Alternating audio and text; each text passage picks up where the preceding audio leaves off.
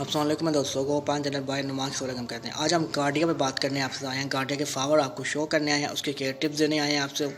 आज आप सीख लें इसकी केयर टिप्स। इसको आप बीज से गो कर सकते हैं, कलम से भी गो कर सकते हैं। मैंने ये बीज से गो किया है, इसलिए ये काफ़ी अच्छी है, आपको देख सकते हैं। कलम से बहुत जल्दी गो हो जाता है, लेकिन मेरे पास कोई पार्ट नहीं था जिससे मैं कलम से गो कर सकता, लेकिन अब है मेरे पास। इंशाल्लाह मैं आपको इसका दूसरा पार्ट में को कलम से गो करना सिखाऊंगा, उसका कम्बल उसको मैं ज़्यादा आपको दूंगा। लेकिन अभी हमने ये पीली तार की है, ये देख लें इसके फ्लावर कितने अच्छे होते हैं, देख लें आपके सामने है कितनी अच्छी ग्रोथ की जा रही है। 4 इंच के पोर्ट के अंदर ये देख लें इसकी ग्रोथ आपके सामने है।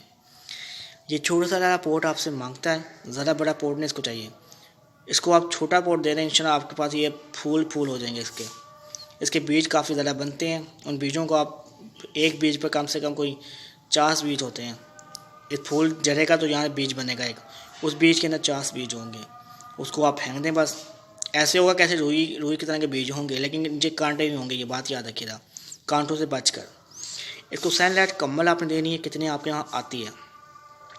खाद इसको आपने NPK देनी है। पानी इसको आपने फर्स्ट टाइम देना है बस, सेकंड टाइम मतलब 2 टाइम नहीं देना, 1 टाइम देना, क्यों सर्दियाँ ठंडी रहते हैं, इसलिए आपने पानी एकदम है। ये अगस्त के समझ लें अक्टूबर के एंड में ये फूल पकड़ लेते हैं, ठीक है। अक्टूबर से 1 हफ्ता पहले इनकी पीली तार की बीज फेंक गो किए जाते हैं।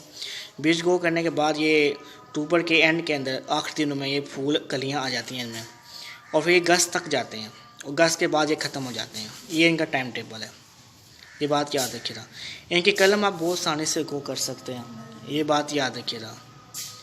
इनकी कलम बहुत आसानी से गो हो जाती है। मेरे पास नहीं थी, मैं इंशाल्लाह आपको गो करना सिखा दूँगा। इसके काफ़ी ज़्यादा कलर मार्केट में आपको मिल जाएंगे, लेकिन मेरे पास बस एक ही कलर यही है, क्यों मैंने एक को किया है इसलिए मेरे पास कलर यही है।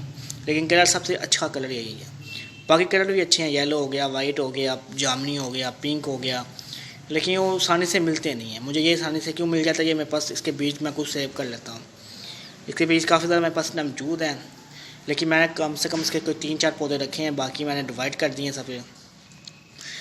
एक बात याद रखिएगा, NPK 2020 खाद इसको देनी है।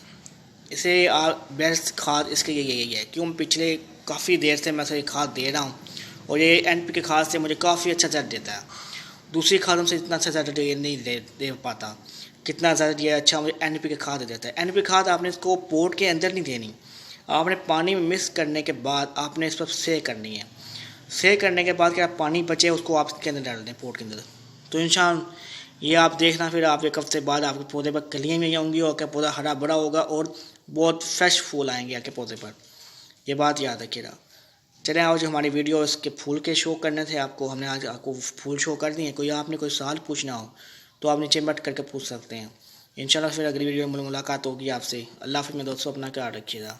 आप ये फूल ज़रा एक बार पास से देख लें।